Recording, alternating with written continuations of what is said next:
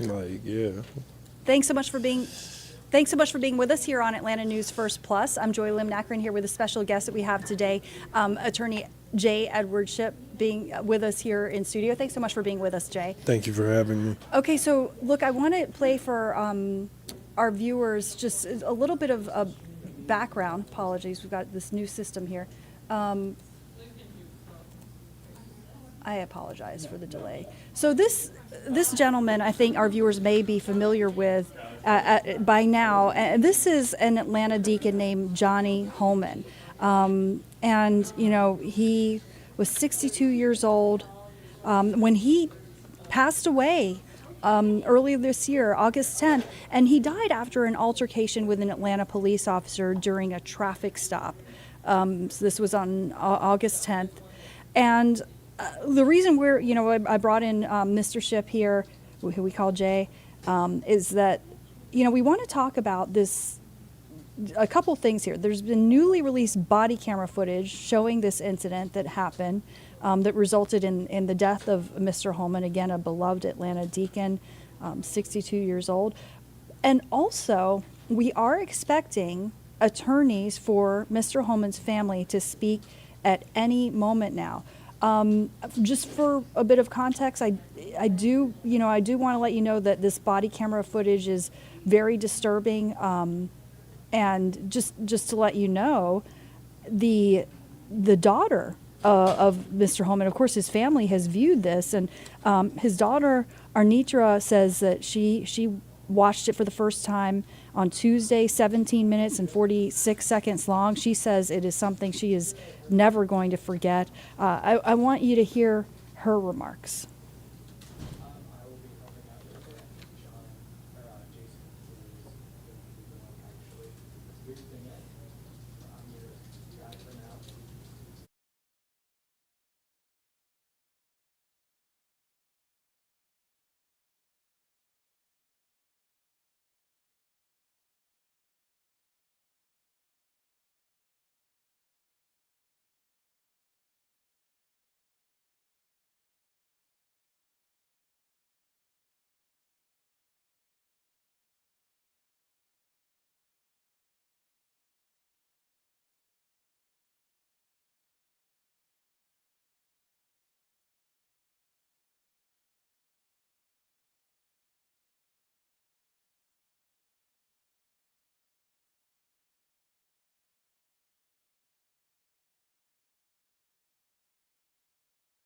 The public should expect to see exactly what we saw: murder, senseless murder. He gave no violence towards this officer.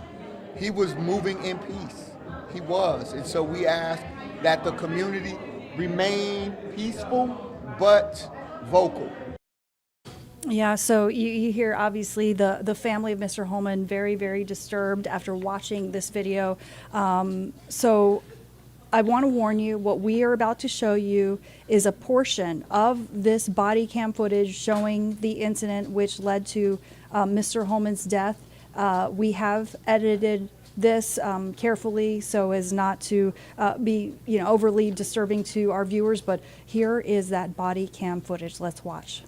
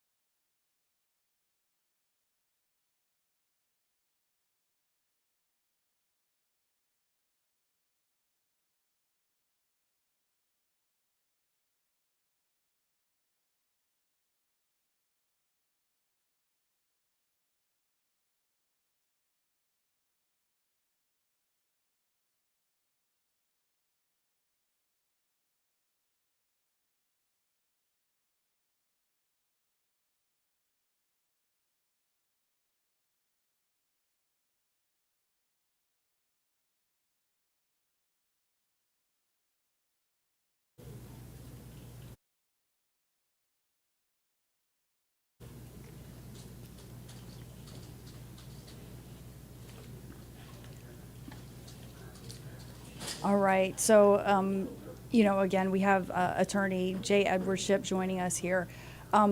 looking at footage like that, unfortunately, it's always disturbing. Unfortunately, I also know that you have had to view a lot of footage like that in your practice as well, Mr. Shipp. What is your reaction? My reaction is another day, and we have to deal with this again. Senseless escalation by police officers, taking a small situation and escalating it to a point that leads to the death of an individual.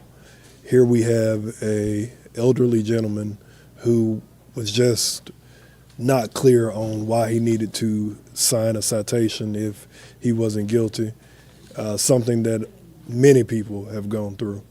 And this situation was, in my opinion, needlessly escalated by the officer who, as the video shows, repeatedly tased him. And while his arms are locked due to the electrical currents running through his body, tell him to put his arms behind his back, leading him to think that this person is not complying. It's a tired thing that we're tired of seeing. And, personally, I'm tired of seeing this all the time. Yeah. Here's just a tidbit that I think is really heartbreaking. His family says that he was actually just on his way home from church at the time that this happened. He was on his way home from church, got into a minor car accident, and that is when officers got involved here. And this is how it escalated. And again, this is an Atlanta deacon on his way home from church, and he ends up dead. So I do want to point out, just to kind of give the appropriate context, that we have also learned now that an autopsy report revealed that Mr. Hollman did have some underlying health issues, including heart disease, that contributed to his death. Nevertheless, do you think that Atlanta police and this officer should be liable? I do. Georgia has what is called the plaintiff eggshell rule. That means, or the eggshell plaintiff rule, which means that you take a person as they come. This officer obviously saw that this was a man in distress. He told him he couldn't breathe. He, even told him as he was being accosted, hey, I'll go ahead and sign it.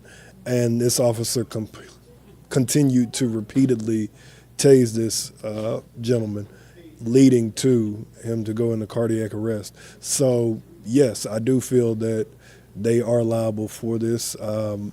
Again, this situation was escalated by APD. This was not a situation in which this man deserved to die just for not signing a ticket. I mean, what was the end game in this? Were they planning to take him to Atlanta City Jail, where they've already had deaths this year? Were they planning to take him to Rice Street, where they've had numerous deaths, so many that the DOJ has got involved?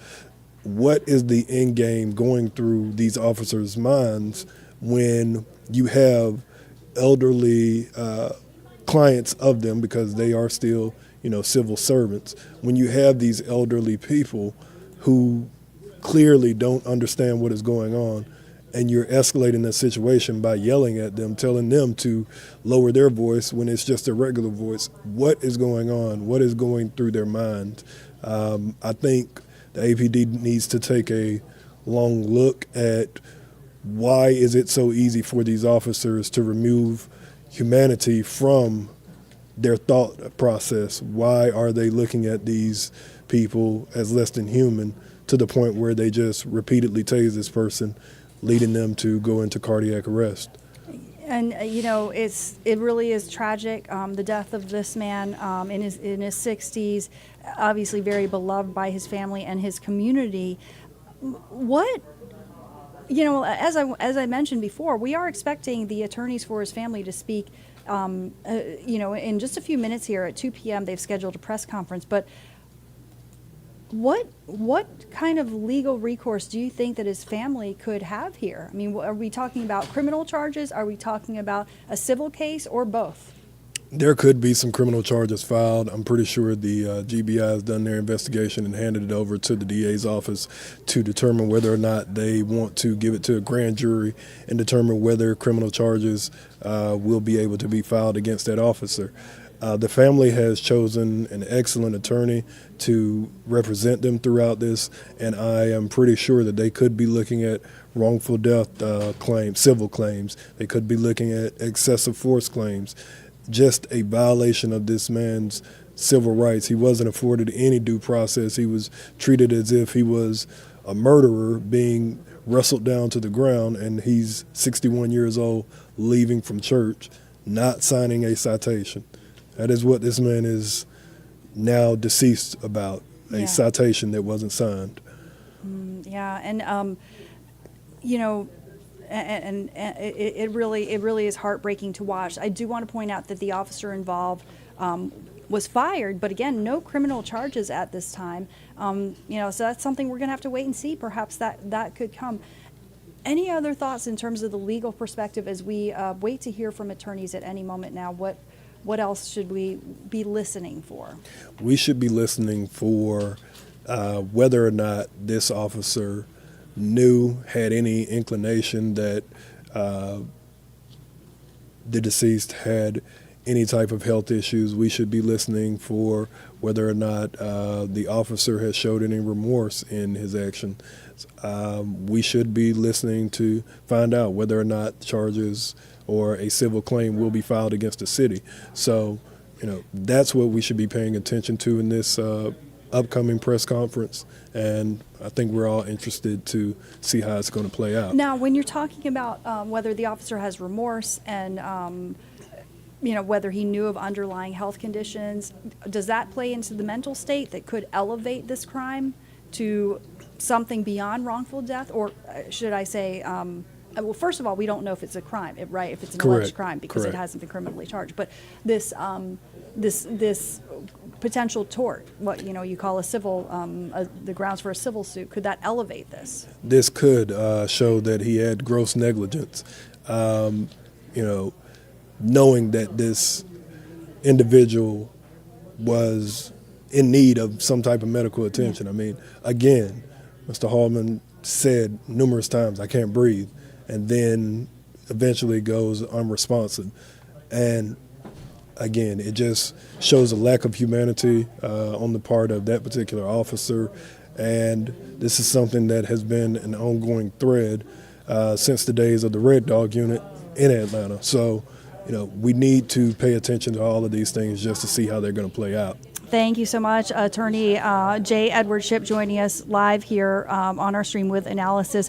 Okay, I want to, again, emphasize attorneys for Mr. Hollman's family expected to speak at any moment now. My colleague Maria Moreau is keeping an eye on that news conference, and she's going to take over our coverage. Thanks so much, Joy. All right, I want to get you out to this press conference that we're waiting for really any moment now. As you can see, our camera's still setting up, but this is the attorneys for the family of Atlanta deacon Johnny Hollman in reaction, to today's release of body camera footage, which you just saw Joy's analysis with our guest attorney, J. Edward Shipp. But as you can see, our crews are still setting up right now. We're going to take you out to this news conference that has been scheduled for 2 o'clock. It is now 2 o'clock, but we're going to give them a couple minutes as they finish setting up mics, as you do, and get you out to the family and attorneys for the family. I'm going to pop on your screens real quick so you can see my face. Thank you so much for joining us here at Atlanta News First. For those of you that might have jumped in the middle of the stream or may have some lingering questions on what exactly they're about to see, we are following the latest developments out of a tasing incident that resulted in the death of an Atlanta deacon, a 62-year-old Johnny Hollman. And now we are expecting any moment now to hear from family and attorneys of Mr. Hollman as they react to this body camera footage that they have been asking to be released for quite some time. I'm going to play that for you right here so we can take a look at it. For those of you that are unfamiliar with this story, we've been following this really for months now. Now, for months, Johnny Hollman's family has called on authorities to release this body camera footage that you're taking a look at. We are only showing you portions of this body camera footage.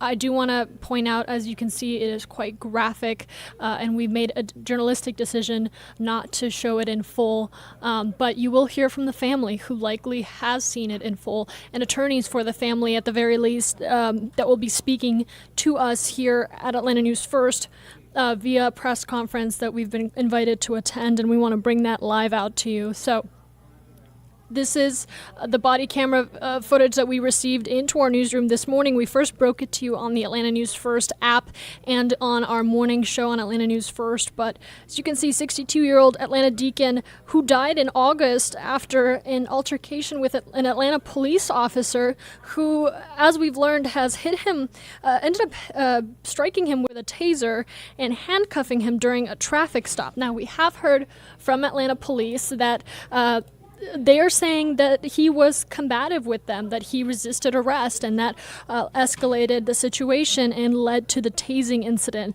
Now, Mr. Hollman's family has been skeptical of this, of course, saying that they want to see the body camera footage, and as you can see, really emotional words from family members. I'll take you back out to that in a moment. But that body camera footage being released by none other than Fulton County District Attorney Fonnie Willis shows the confrontation between Hollman and the officer, who we now know has been identified as Officer Kiran Kimbrough. That is the incident that led to Hollman's death.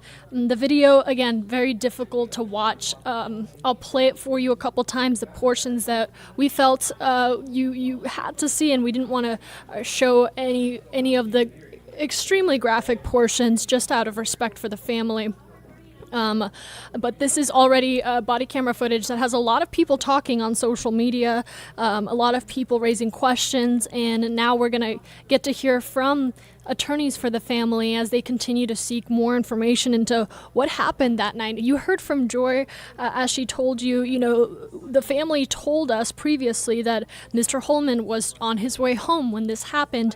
At one point, he has his daughter on the phone with him during his initial confrontation with Officer Kimbrough, and then we learn of his passing, and that brings us here to today, the release of the body cam footage, and seeing this right now on your screen. Again, really difficult to watch. Let me know if you're in the YouTube live comments right now. I don't have to keep playing this. I know there's been a lot of interest in seeing this footage, so we did want to show you the portions that we felt were important to show you just out of community interest, while also preserving the privacy and respect of the family. Now, in a statement, the Atlanta Police Department did say the goal of both the mayor and the district attorney is to provide transparency while recognizing that protecting the integrity of an investigation and possible subsequent prosecution may require a temporary withholding of video evidence from public release. That brought us to that long wait for body camera footage. Again, this has been months of requests from the family, from attorneys for the family, leading up to today, this morning, when District Attorney Fonnie Willis released that footage. We received it, and of course members of the public were able to view it following that, and that has since sparked conversation around exactly what took place. You have police saying that the officer responded to a traffic stop, and that is what initially took place, and then there was an escalation, and the family, as I'll show you here, are saying they just don't believe that is the whole truth, and starting the hashtag Justice for Johnny, seeking to really get a full grasp via body camera footage, and then we heard from attorneys in a previous news conference, if you were watching on Atlanta News First Plus, saying that they want not only justice for Mr. Hollman in getting the latest details into this incident and the body camera footage specifically, but they wanted action to be taken against Officer Kimbrough in this incident that led to Mr. Hollman's death, particularly prosecutional action. And so right now we are waiting to hear from the family. I'm going to take you back out to the press conference here. As you can see, still setting up. We got a couple mics now on the stand as we're getting closer. This news conference was called for 2 o'clock. It is now 2:06. We'll continue to monitor. In the meantime, I want to take you out to this video of the family of Johnny Hollman, and here's what they had to say. The public should expect to see exactly what we saw. Murder. Senseless murder. He gave no violence towards this officer. He was moving in peace. He was. And so we ask that the community remain peaceful but vocal. By the way, if you wanted to see more, and I wanted to take you out to our website and just got hit with an advertisement. There we go. If you have the Atlanta News First app, it's a little easier to take you through the latest news stories. But I wanted to show you our website because our top story right now is this body camera footage. If you wanted to view the portions that we've put out, you can see it there. You can also see our full timeline of events. Again, this spanning from August all the way to now, November 22nd. We've been following this from the very beginning when we first broke it to you, and now the latest developments to come out of this, primarily this body camera footage that we're seeing, as well as what will soon be reaction from the family of Johnny Hollman to really understand the impact this is having on them. I mean, they have been calling for this body camera footage for quite some time. And really understanding what took place that August night. And now we are just moments away from hearing from them and hopefully hearing from family members. They have been vocal in the past during news conferences. We do not know if they will be at this one, but we do know attorneys for the family will be speaking and reacting to that body camera footage. Again, for those of you that are just joining us now, I'm going to play that for you here. And again, this is graphic. We decided to show select portions of this body camera footage for you so you could take a look. This, again, from that August night, a 62-year-old Atlanta deacon, Johnny Hollman, dying in August after an Atlanta police officer struck him with a taser and handcuffed him during what was a traffic stop.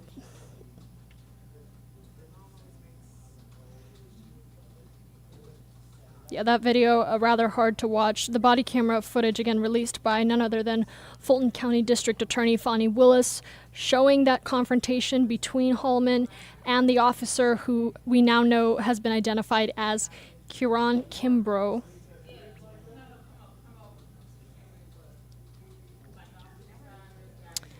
I want to read this statement from Atlanta Mayor Andre Dickens, who said, previously, this video will be difficult to watch for many people, especially the family of Mr. Hollman.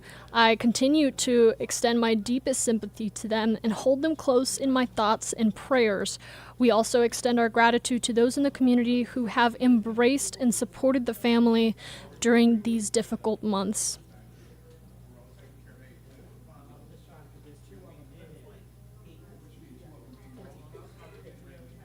And if you're trying to make sense of what's happening in this video, I realize, from the chest it's a little close up. I'm just going to walk you through what you're seeing here. We'll start it from the very beginning, if I can. Bear with me a moment. All right, so you're looking at the moments that Officer Kimbrough meets with Hollman and the other driver that was involved in a crash at the intersection. Now, Hollman said he had the green light and the other driver hit the side of his truck. The video then shows the other driver's car colliding with Hollman's truck on its left side. We're kind of in the portion that we showed you. I'm just describing the full body camera footage that we ended up seeing. Obviously, you're seeing the initial ticket issuing, which I'll explain in just a moment. I'm going to pause it right here just as we talk through this. So you can see that ticket being issued. Kimbrough returns to tell Hollman at this point that he was finding him at fault in the crash and then telling him that he cut his turn short. this is the point where he hands him a ticket. I'm gonna pause and play, really take you through this step by step. We are monitoring this news conference, by the way. We're waiting to hear from the attorneys for the family. Let me see if I can actually put this in a double box for you. And again, we have a new system, so just bear with me. I'm gonna put the news conference up so we can follow along and see it, and then the body camera footage as well. There we go. All right, let me see if I can drop this graphic so you can see a little better. So we have this moment here, the ticket being issued. And I'm gonna pause again just for a moment. So the ticket being issued, Officer Kimbrough telling Hollman, according to investigators, that he was finding him at fault. Now, Hollman tells Officer Kimbrough at that point that the crash wasn't his fault, and Officer Kimbrough telling Hollman to sign the ticket, and an argument, from what we can see, starts to ensue. Now, Officer Kimbrough at this point does call his sergeant, and we hear him saying in the video, "You're still going to sign this ticket." So this is really the initial interaction between the officer and Johnny Hollman. Now, Kimbrough continues to say he was not at fault in the accident, and Officer Kimbrough tells him, "Now you're going to sign the ticket or I'm going to take you to jail. I suggest you sign the ticket." Now, fast forward, Officer Kimbrough tells Hollman to lower his voice a few times in this video. At this point, we're starting to see the initial altercation between the officer and the deacon.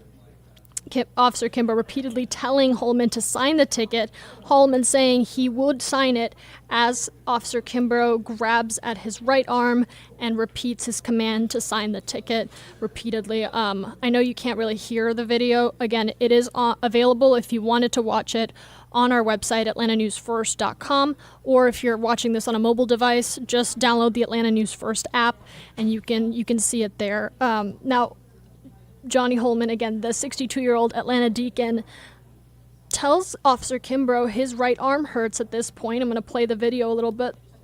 Officer Kimbrough grabs his arm and puts Hollman on the ground as he continues to say he wasn't at fault in the crash.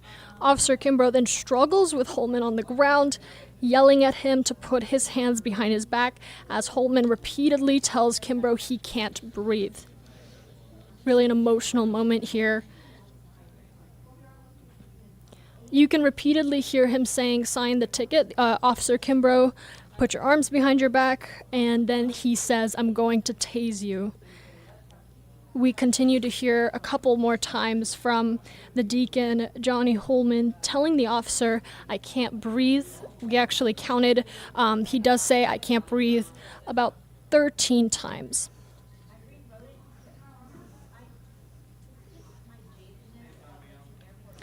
Now, I'm going to back up in this point in the video right here. Kimbrough, at a certain point, we see right here, he handcuffs Johnny Hollman behind his back as Hollman lies unresponsive on the ground. He appears somewhat unconscious towards the end of this video, and it shows that he is bleeding from his face. We were told that Officer Kimbrough called for EMS and checked for vital signs on Hollman, and did say that he was still breathing.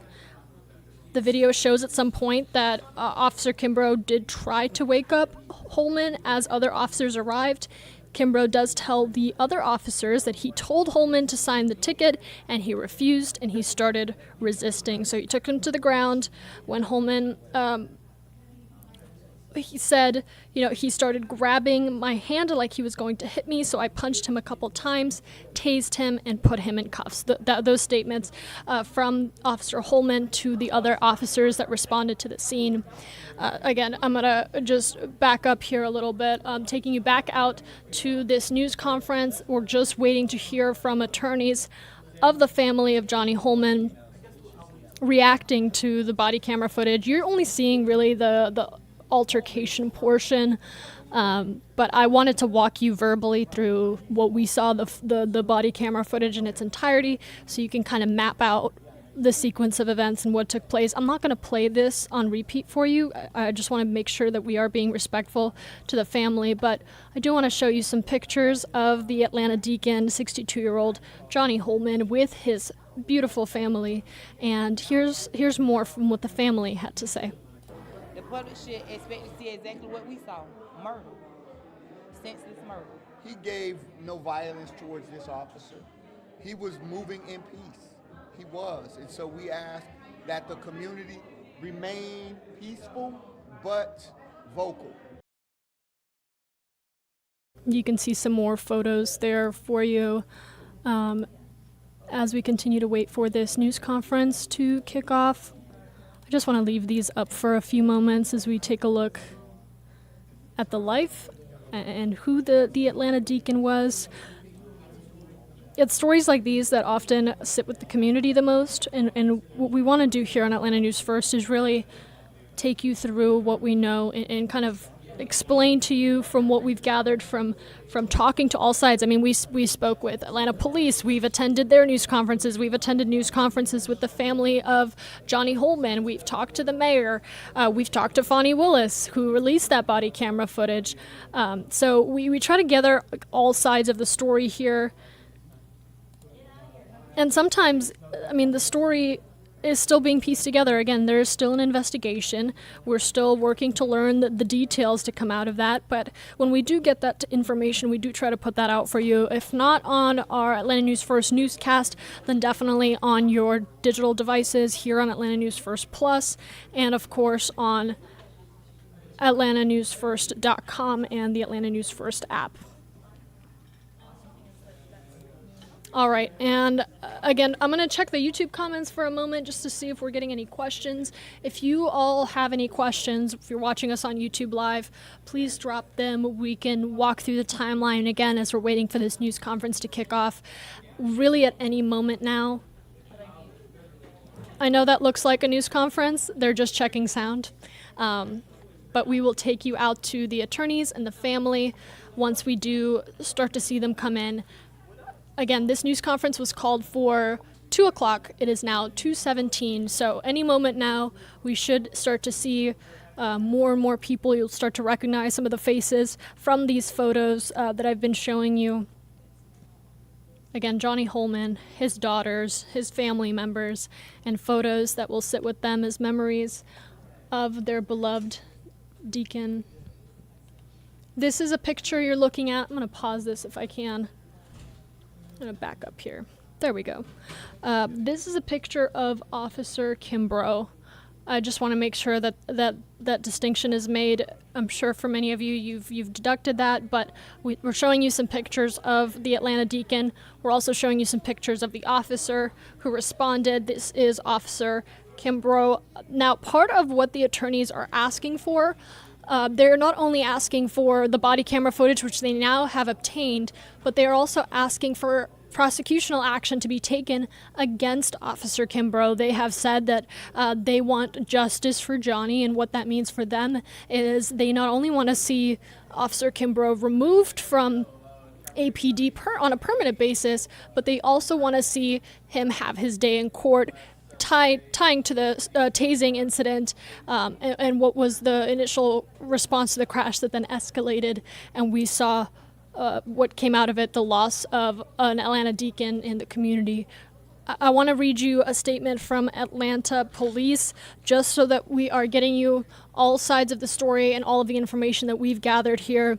Atlanta Police telling us the goal of both the mayor and the district attorney is to provide transparency while recognizing that protecting the integrity of an investigation and possible subsequent prosecution may require a temporary withholding of video evidence from public release. They said this previously, explaining why they couldn't release that body camera footage for a couple months. An investigation was going on, an internal investigation was going on.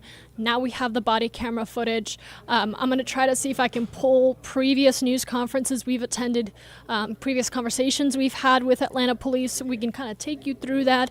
All the while we are monitoring this news conference and waiting for attorneys for the family to come. I'm going to leave for a few moments just to see if I can show you some additional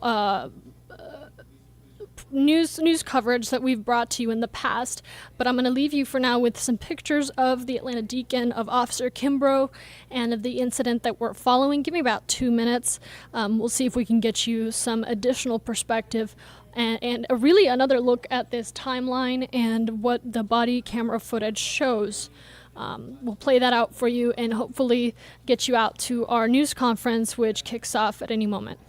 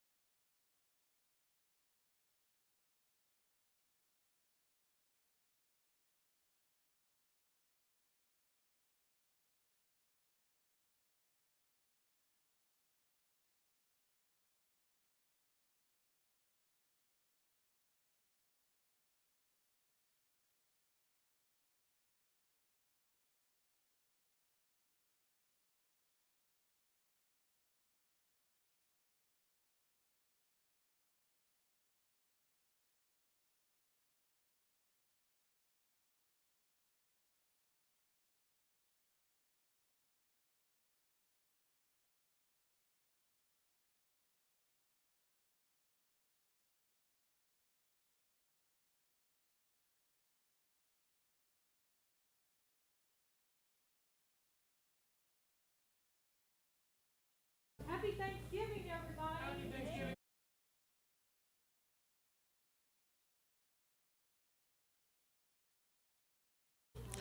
Sorry about that. A little Thanksgiving cheer in the newsroom. We do love the holiday. I want to take you back out here to this press conference here on my right-hand side. Probably your left, actually, now that I'm thinking about it. But we are still waiting for this news conference to kick off here as we wait to hear from the family of a 62-year-old Atlanta deacon who lost his life during an altercation with Atlanta police. I managed to pull some additional video to show you here, not of the body camera footage. Again, we really sat down as a team this morning, looked through the entirety of it, which I do want to warn is available online, but it is graphic to say the least. So if you are able to watch it, or if you have an interest to watch it for yourself, that is available on AtlantaNewsFirst.com and in the Atlanta News First app. What I'm doing right now is I'm trying to pull up additional footage to show you here. I'm working on that, guys. In the meantime, just additional sound from family members and the attorneys. Again, they are still doing mic checks right now. I know it seems like every time somebody walks up to the podium, we're going to hear from someone. But right now, we're still waiting to hear from the attorneys for the family of Johnny Hollman. I want to take you back out to earlier remarks we showed you. Here's what his family had to say. The public should expect to see exactly what we saw: murder, senseless murder. He gave no violence towards this officer. He was moving in peace. He was. And so we asked. We want to see what this justice look like. And for us, that's this officer not only being terminated, We don't want him to ever work at another police department. We don't want him to ever do this to anyone else. Yes, we want him prosecuted. We've seen a lot of videos since 2020. While this video perhaps is not as graphic as that in which George Floyd was killed, it does share commonality with the George Floyd video. The killing is equally senseless.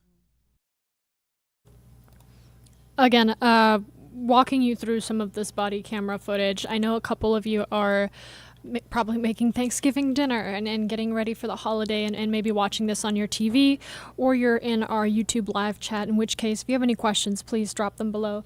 But you are taking a look at portions of the body camera footage that we have been showing you here at Atlanta News First Plus. I'm going to pause it right here. This was the moment that Officer Kimbrough hands the deacon, Johnny Hollman, a ticket. They have an argument about whose fault it was that prompted a crash that the officer initially responded to. I know there's been some confusion whether it was a traffic stop, whether it was a crash. It was a response to a crash. I want to make that clear. One that the deacon has said time and time again throughout this body camera footage that he didn't believe that the crash was his fault. To walk you through that crash portion, the initial moments of this incident, again, Johnny Hollman, as we were told by family members, was on his way home. He was finishing up his day, as many of us do, in August when all of this took place. Now, that crash portion, I'm going to just start from the beginning here. We did get a timeline put together for you if you wanted to also go to our website to see that, but let me walk you through exactly what you're taking a look at here.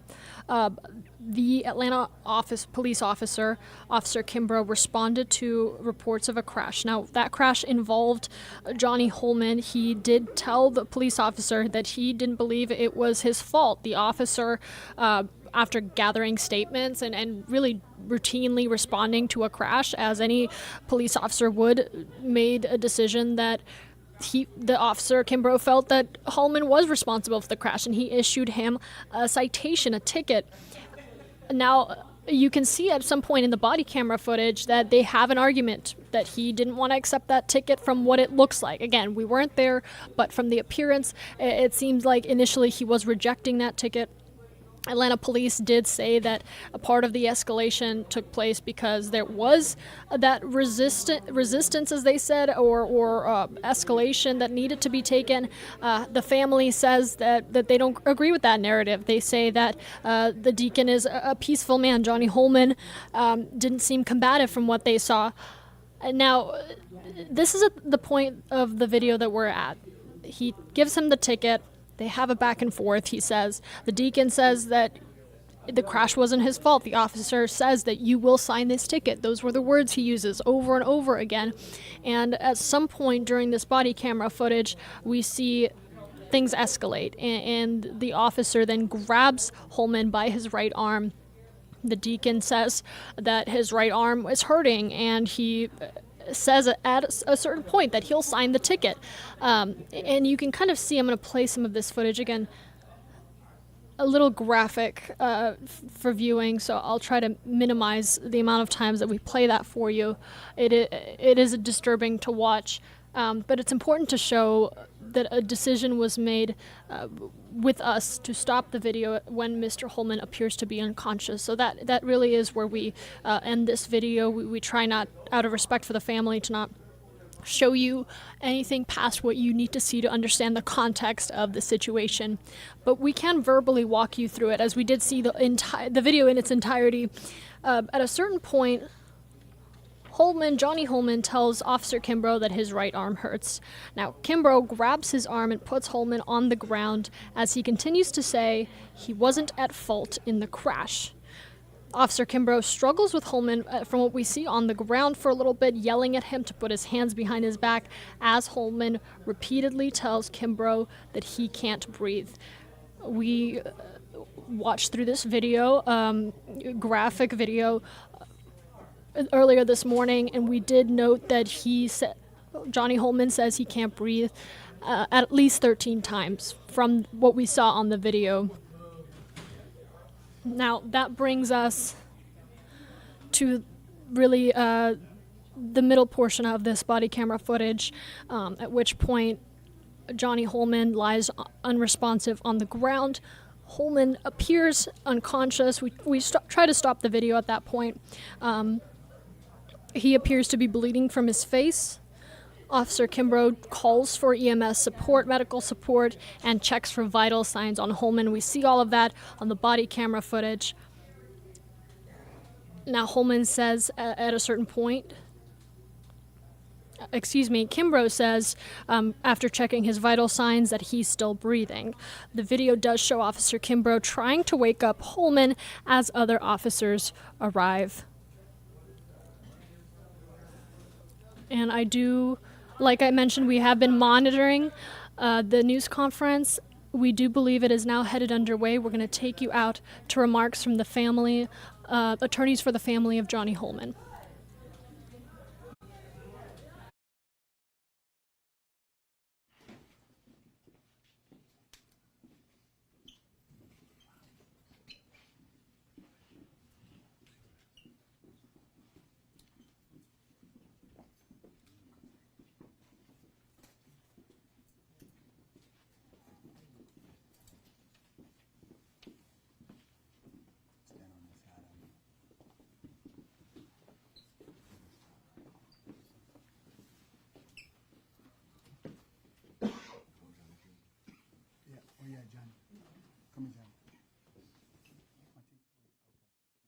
And for those of you who haven't been following some of our previous coverage, I did just want to note, you can see attorneys for the family and family members, the daughter of Johnny Hollman.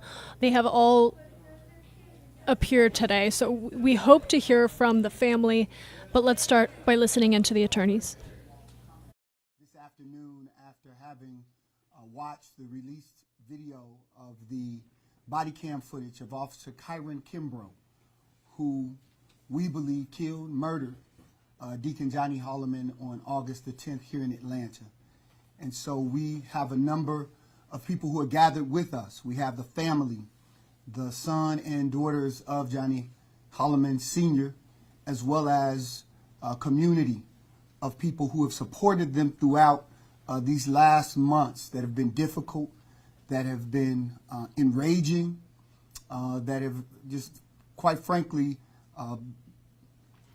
made them so mad that we have had to just try to settle everyone down, especially after seeing this video, after seeing their father literally begging for his life, and not an officer, not one, render any aid.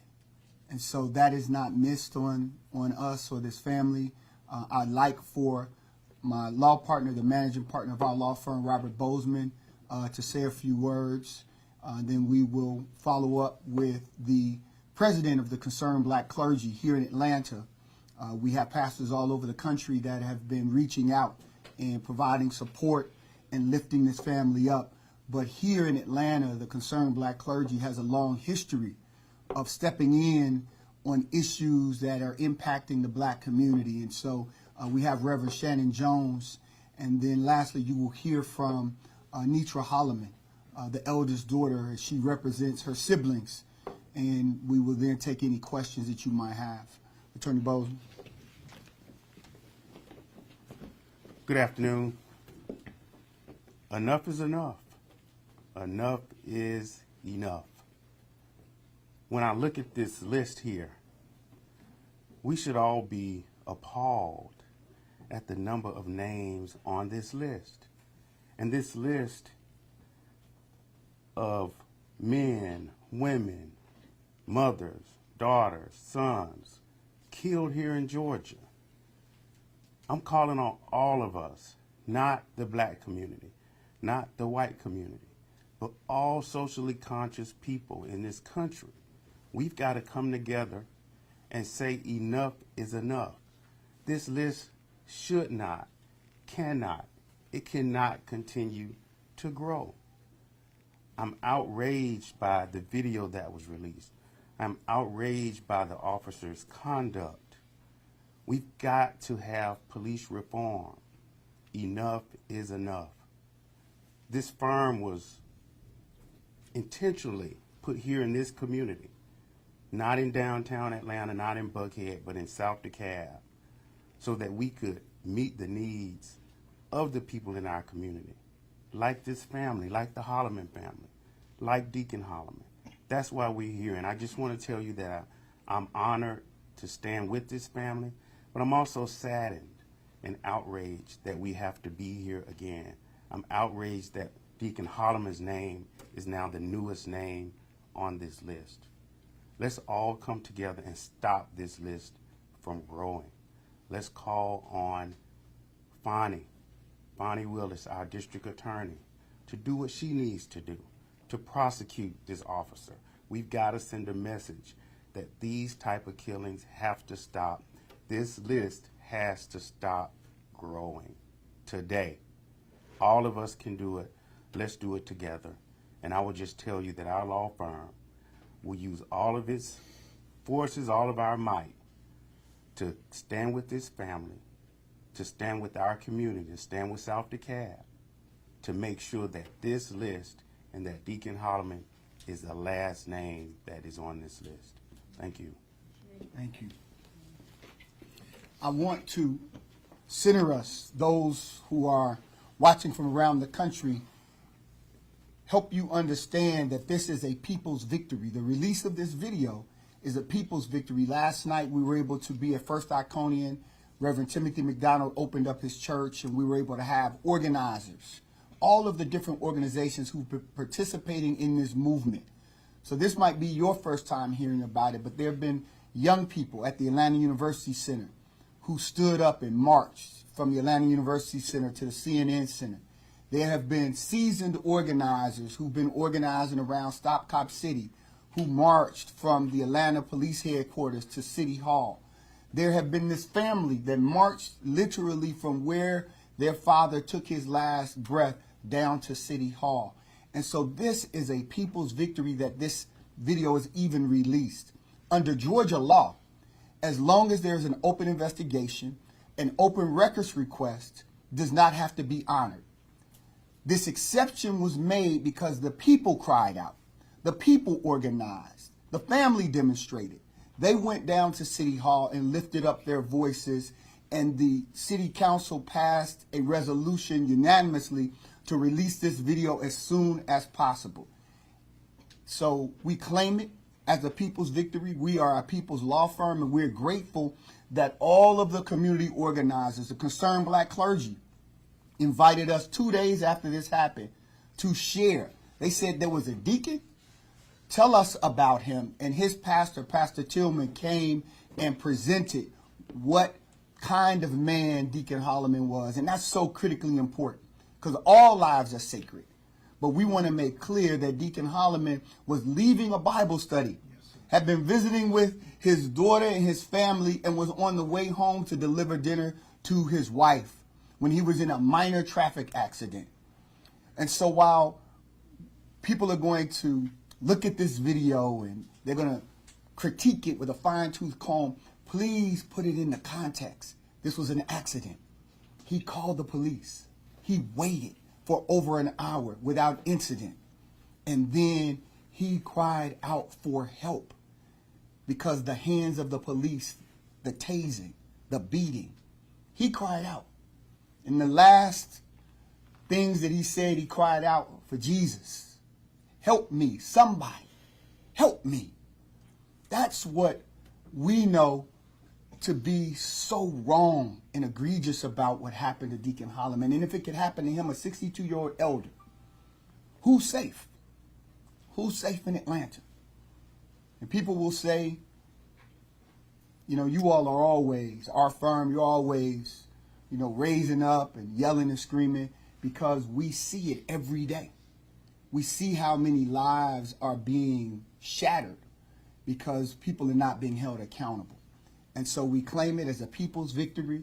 We say in our tradition, power to the people, power to the people, power to the people, because that's where the power lies.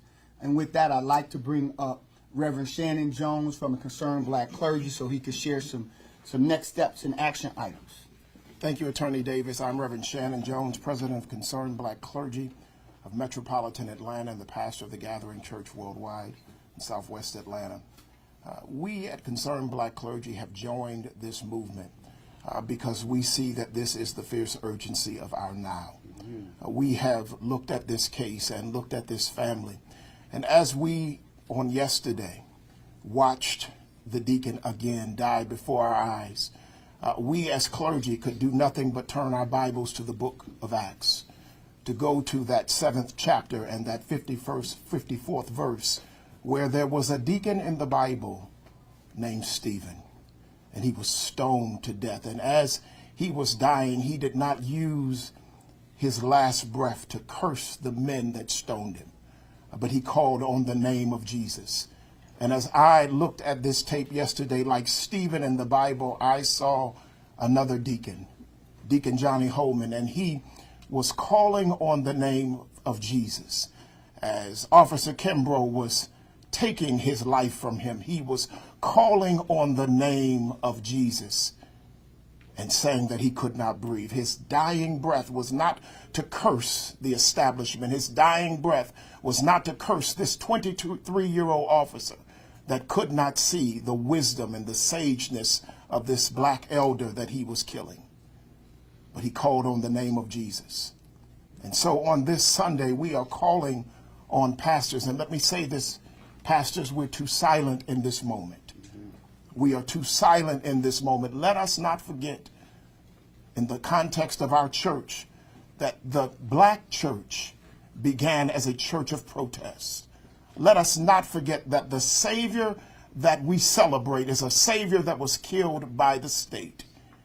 And so in the name of Jesus, we're calling on our pastors and our church leaders on this Sunday at the intercessory prayer moment to pause, the congregational prayer moment to pause and to pray for Deacon Johnny Hollman, who was not at the table with his family, leading his family this Thanksgiving, to pray for Pastor Royce Tillman, who said on yesterday that Johnny Hollman was so much of the fabric of the Lively Stones Church that they have not even discussed replacing him yet because he's irreplaceable. To pray for a pastor that does not have a chair of the deacon board to turn to lift up his arms and to give him guidance and the guidance and the leadership of his church. To pray for the Hollman family and to pray for this movement. God, pastors, are calling us into this movement to make sanctuary at the intersection of church and society. Do not allow the rocks to cry out in the place of you, the prophets. The Hollman family are calling out for the prophets. The blood-soaked street that Johnny Hollman lost his life upon is calling out for the prophets of God to stand this Sunday at your intercessory moment.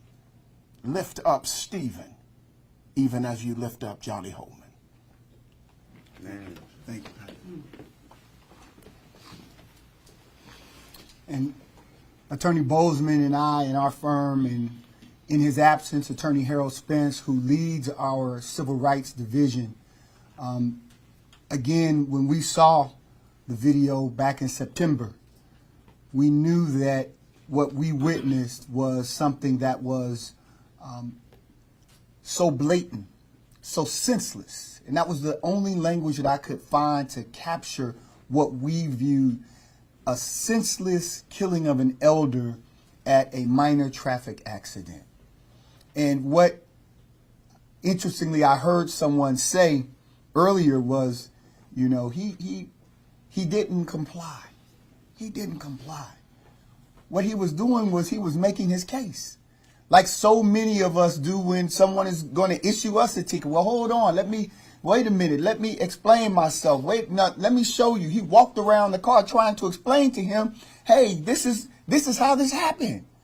And instead of listening and being patient and using his training of de-escalation, instead this officer treated him as if he were not an elder. And what's so deeply disturbing is that when I imagine this 23-year-old African-American young man encountering a 62-year-old African-American man, in most of our communities, he would call him Unc. He would say, hey, Unc. He would greet him with a level of respect. He would show him compassion. He would show him deference. But when he put on that blue uniform, he also put on a culture that says our black lives don't matter. That's what we're dealing with, is a culture, not an individual officer, because what we saw was African-American officers who came to the scene and watched an elder and not render any aid. Where does that happen? Yes. But as a police officer in a black community. Doesn't happen anywhere else. Those boys would be taking their shirts off and going to get water and jumping on his chest and trying to figure out what they could do to try to revive their elder if it were in any other context, but only in policing. With a 23-year-old African-American disrespect in such a level a 62-year-old elder. Therein lies the problem. And that problem just doesn't sit with the Atlanta Police Department, but it does. It sits with policing all across this country. That's what has to be addressed so that his death is not in vain. That's what this family, can you imagine? We're on the eve of Thanksgiving and they're having to field from their community members questions and talk and all they wanted to do was just celebrate. They just wanted, as they call him, they daddy. But because of this culture, he is not here in the physical. And that's something that they'll have to deal with on tomorrow and throughout the rest of their lives. And there's their children and their grandchildren. And so this is an injury that is a forever injury because it'll ripple throughout their generations. And so that's why it's so important that those who are organizing around the country, around policing, around social justice, that you be re-energized. We saw what was possible after the tragic death of George Floyd. We saw what was possible. The only question is do we have the will, as Attorney Bozeman has said, to stop the list from growing. We are honored that this family, these two sisters and this brother, and they have come together and they have stayed together and they've walked this walk and they've marched and they've learned about organizing things that they thought they never would have to. They've been thrust into organizing and not grieving. So they haven't had an opportunity to grieve, but they have had to learn how to organize. And so with that, I'd like Anitra Hollman to speak on behalf of her siblings, on behalf of her father, and on behalf of their family. Anitra Hollman. Y'all come stand, please, if you can. So first I want to just say thank you. I want to thank everybody for being here. I want to thank everybody that has come out and supported us over these last 3 months. It's been hard. It's been rough. And this is our new normal. And we're having to deal with this every day of our life. And yes, it's the eve of Thanksgiving. And we're supposed to be sitting around giving thanks. But we do thank God. We thank God for the opportunity that we've had with our Father. We thank God for the 62 years that he was here on earth. We thank God for allowing us to be able to get 2 of the things that we request. We wanted 4, but we did get 2. We got the release of the video. The officer's been terminated. Now we're asking for the officer to be jailed and prosecuted to the fullest extent. Because what he did to our father was senseless. What he did to our father was murder. It wasn't that he passed away. I read in the article, he passed away. Somebody said he passed. No, he was killed. Let's be clear. He was murdered on the streets of Atlanta. And that, for me and my family, would not go unnoticed. Understand what we're feeling. This is our new normal. This is what we're facing every single day when we wake up. We're crying out. Our children are crying out. And we keep saying it. We're not going to let the city sweep this under the rug. We're not going to let the city get away with this. We don't want it to happen anymore, not just to our father, but to no one else. And as they said, this list needs to stop growing. Now our father's at the top of the list. Now we're sitting around the table crying, trying to figure it out. Imagine that. Every year we cook for our father, and he traveled from house to house, eating his favorite meals with us. This year, we don't have that. And we will no longer have that. But guess what? Kyron Kimbrough, he's going to sit at the table with his family. He's going to eat a meal. He's going to talk, and they're going to have memories, but we're not going to have that. All because he used his power and his level of aggression to kill our father, something that he couldn't give us back, and something he can't give us back. But we understand. We didn't want this video to be released so that the world could tell everything. We wanted it to be released so we can show transparency, and that's what's been shown. We went to the DA, and yes, we thank her so very much. She stood on her word.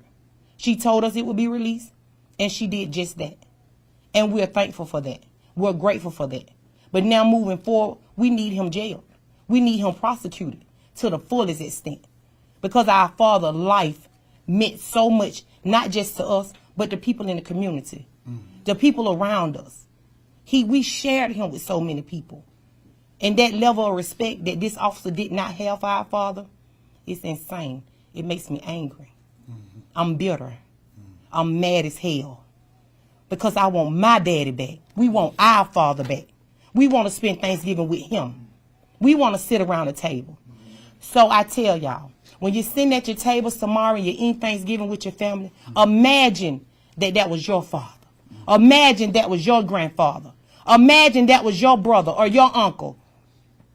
And I know y'all done seen the video. And in the beginning, we wanted it to be transparent. But we wanted y'all to feel how we feel. Can you hold back your peace? Can you hold back your words? What are you going to do? You're going to sit back and let this 23-year-old cop get away with killing a 62-year-old elder, and it's supposed to be all right. Because that could have easily been one of y'all.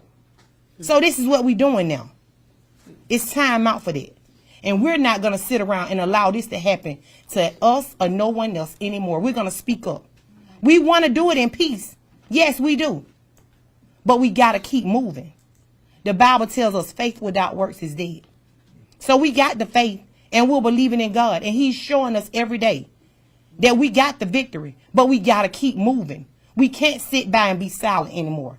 We can't sit by and not do anything anymore. We can't sit by and let them tell us what the narrative is going to be about our people. Because y'all see lied. They lied. And everybody can see that now. See, we've been wanting that from the beginning. This narrative needs to be changed. See, our father was nothing like what they said. Our father did none of those things. He wasn't belligerent. He wasn't drunk. He wasn't combative. And he did not deserve to die on the streets of Atlanta. And so with that being said, I ask each and every one of you, all the organizers, all the people all around the world, to continue to pray for us, to continue to lift us up. And tomorrow when y'all sit at y'all dinner tables, set a place for my daddy. And like Reverend Shannon said, imagine if it was one of your loved ones. Light a candle. Say a prayer. But move. Do something. Don't sit by and allow this to keep happening to us. Don't allow this to keep happening to our grandfathers, our fathers, our brothers, our uncles, our sisters, our mothers. We got to stop. It's time out for that. I'm hurting. My family is hurting. When we sit at that table tomorrow, who knows what's going to happen? Will we shed a tear? Will we cry out loud? Will we scream? Will we pray? Will we eat? What will we do? Because this is our new normal. This is what we're facing every day. And to do it around the holidays. Tell me. It's around the holidays. How are we supposed to digest that? We can't. So we can't keep sitting by and allowing this to happen. We can't no longer be silent. We have to move. We have to move. By any means necessary, we have to move. Indeed. And we can't keep letting it go. And we will not stand for it. So again, we want to thank everybody, and we want to thank the people. But we want to make it clear that we're going to do something, and we're going to keep moving. And we're going to keep God on our side. And again, my daddy, he was a peaceful man. He said, love bears all things, baby. He said, God is in control. I could hear that in my ear. But for those 17 minutes and 46 seconds that I tried to get to my father, when I knew that he was in distress, and to come on the scene and see my daddy lifeless, that took something from me. Not only did he take my daddy's life, he took something from us. Each and every one of us. A piece of us is gone. And we can't get that back. Only thing we can do now is move forward to make sure that his death is not in vain. To make sure that his name be declared all over the world. And to make sure that he get justice. And not just get justice. We want to see the justice for our father in our lifetime. We don't want our grandbabies to see it. We don't want our children to see it. We want to see what this justice look like. And all of y'all should want to see that too. That's right. It should be no household that's not lifting up the name of Johnny Hollman Sr. It should be no households that are not praying for the Hollman family. It should be no households that are sitting by with dry eyes and not tears in them. Because that was senseless. That was murder. Indeed. And it was very barbaric. I've never seen this. And I've marched a lot for other people, never thinking that I would have to do it for my father. And when I tell y'all we hurt, we're angry, we're mad, we're bitter, we're numb. We have emotions all over the place and they're high. But we just want to thank y'all. And we ask that you continue to support us, continue to rally around us. Don't sit by and be quiet. Do what you're going to do in peace. But speak out. Move. And let it be known that we will not sit around and allow this city to continue to take the patriots and the matriarchs and our children away from us. It's time out for it. It's time out for it. It's a new day. I realized my pastor told me something I'm finna go. I said, Pastor, this 17 minutes and 46 seconds has been bothering me. It's been in my spirit. I had to pray about it. And when my pastor sent it back, he said it is. It's an angel number. It's a new beginning. It's a new time. The universe is speaking on our behalf. So that's God's moving. See, now our dad is our angel. That 1746, it was ordained by God. And we're not going to let that rest. So we know that God is moving on our behalf. Things are changing since my father died. But he was the sacrifice, just like Jesus was the sacrificial lamb. My father was the sacrifice. Laws are being changed. Policies are being changed. But we're still hurting. So we still got to move so that this won't happen again to no one else. We got to continue to move. Move. Move the way you see fit to move. But don't sit by and be silent. Don't sit by and allow them to keep this narrative going about our people. Say his name. Johnny Hollman. Say his name. Johnny Hollman. Say his name. Johnny Hollman. Remember that tomorrow when you're sitting at your dinner tables. Say his name. Thank you. Thank you. Thank you, Nietzsche. We stand ready for any questions that we might be able to answer. Anitra, I have one quick one for you. You've been saying it from the very beginning because you were actually on the phone. But now that the video has been released, how do you consolidate what GBI and police have said about your dad and what he was doing and the video contradicting that? I stand on what I said from the very beginning. When I was on the phone with my father, I could hear what was happening on the other end. I couldn't visualize it, but I could hear it. And so seeing the video, it only confirmed what I already knew in the very beginning. I already knew what happened to him. I knew how the officer was speaking to him, and I knew what my father was saying when he was begging and crying out for help. So when I seen the video, I wasn't shocked. I wasn't surprised. I was mad as hell, but I wasn't shocked or surprised because I knew I had already heard it, and it just confirmed what I knew already. What has been some of the reaction you've heard from people today? To be honest, I haven't heard a lot of reaction from people today because I haven't answered my phone. But I'm pretty sure the reactions from the people, if I just speak for myself, from me seeing the video, I'm pretty sure they're hurt. They're outraged. They're crying out. Because I've had people in the community, my family and other friends, to rally around us. And they've been waiting on the release of the video. And they've been hurt because they knew the man that my father was.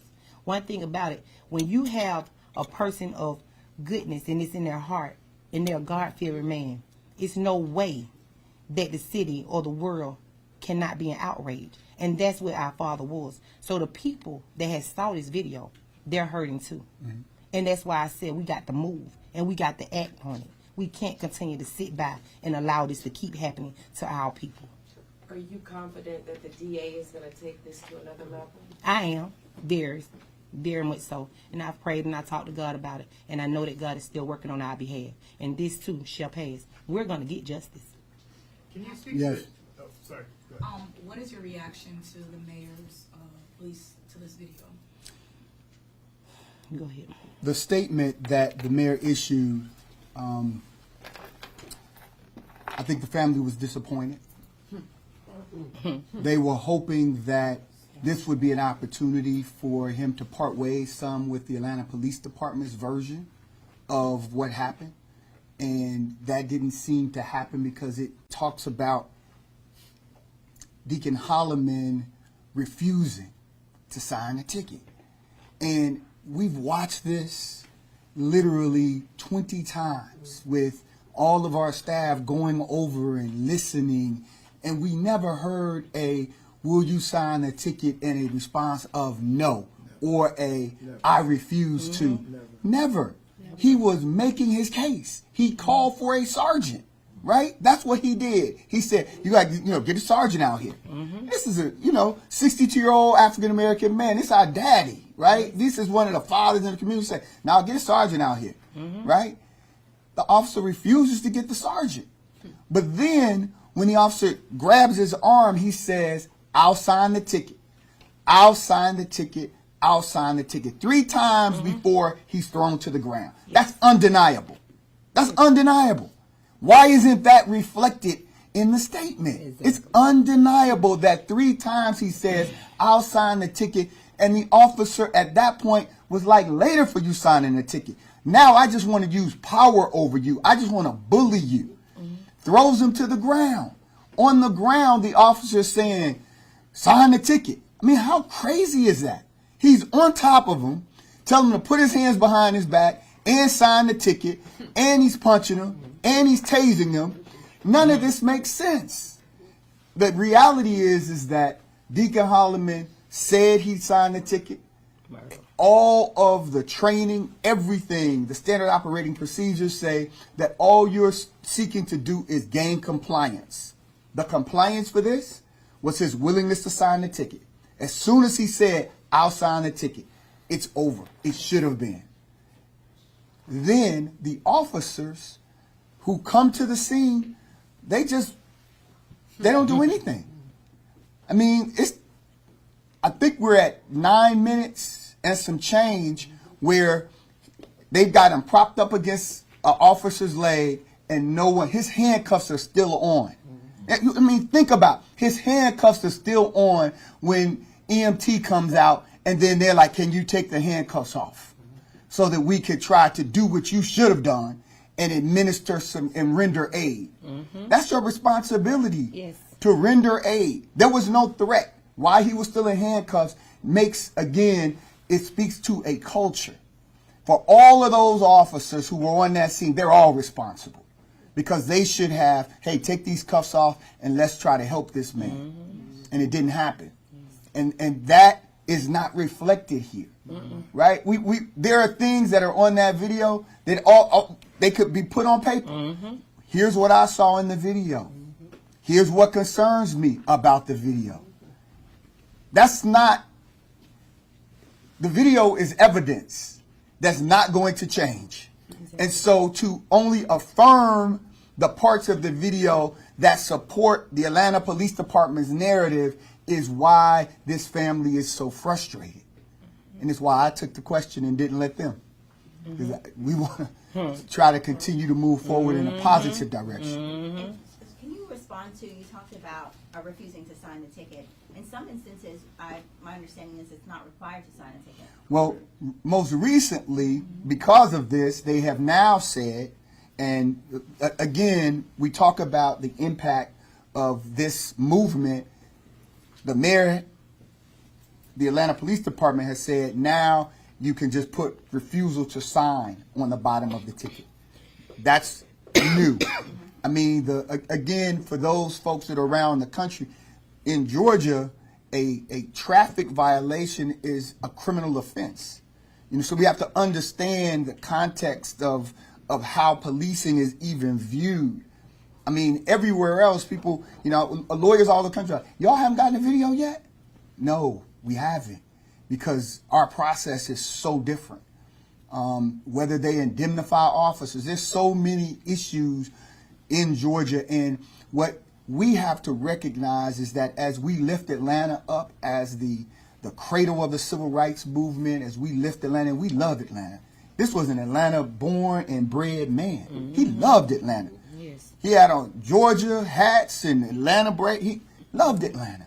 But what we have to acknowledge is that Atlanta has not shown us the kind of love that we've shown Atlanta. Not her people. Her people from Bowen's Homes, her people from different parts, from Bankhead, from different parts of the community, haven't gotten that love. That love feels like it's going more up north and not centered in communities that elect folks. That's right. That's right. Yes, sir. Yes, sir. Can you speak to the timing of the video being released? I know back in October we heard within a few days, and then going into the weekend you said Monday, and now we're 24 hours from when people start to eat Thanksgiving. Was there a clerical error? Was there a technical error? Do you know why we're getting it so late? That's a question you'd have to ask District Attorney's Office. We pressed. We're grateful that it's out. Obviously, we're having to adjust. I think that everybody wants to be home cooking right now and celebrating family, but they've had to adjust, and that's what makes it such an honor to represent this family, because of the resiliency that they have shown. They, time and time again, they knew that this description of their father was a falsehood. They just wanted to clear his good name. That's why they wanted the video released, is to just say, hey, what they're saying about him isn't accurate. She heard it and they knew him, and it just wasn't accurate. So I can't really speak on that. Yeah. Officer Kimbrough has been fired, but what happens from here? So often these people go to other departments and get jobs. Mm-hmm. What's the status of the post-certification? We are not certain about his post-certification, whether it has gone through the revocation process. It's our understanding that he is appealing his termination, and so that could slow any other efforts down as it relates to his career in law enforcement. But it was our understanding he's appealing it. So if he appeals it, then I think it'd be premature for them to revoke any certification. And he has obviously not been indicted and not convicted as of yet. I wanted to get your reaction to the tasing. He was tased multiple times, at least 3 times, and he was already unconscious. We thought the tasing was senseless. We thought it was barbaric. You can see he is completely limp, right? He's not speaking. He's not talking. Nothing. I mean, he is down. He's down, and he's tasing him. So much of Officer Kimbrough's behavior didn't make sense to. I think the average person is like, well, why is he doing that? Exactly. And so the tasing didn't make sense. 15 times he says, I can't breathe. 15 times he says, I can't breathe. He repeats it to the point that, that's like you can hear his breath leaving him when I can't breathe. And then he calls, Jesus, Jesus. I mean, where is the humanity? He's telling you, I'm in a crisis. He tells him what it was. He said, my asthma has been acting up on me. I got bad asthma. Told him my arm, hold on, you grabbing my right arm and you want me to sign, I'm right-handed. Right. So he's trying to, the person that's trying to de-escalate is actually Deacon Hollman, right? He's explaining, here's what's going on with me, and the officer is total power tripping, complete. And that's what allows these kinds of tragedies to happen, is that if there isn't swift justice in this, then there'll be other officers who say, oh, okay, this is what we do. And that's part of our issue, is that unfortunately all of these things are prolonged. They're prolonged by the city. They're prolonged, and they don't get resolved. And when they're not resolved, it leaves room for more of this kind of behavior. Yes, sir. What was the official cause of death, if you can share? He was electrocuted by taser to death. That is what is on the autopsy. That's from the Fulton County medical examiner, that the tasing is what caused his death.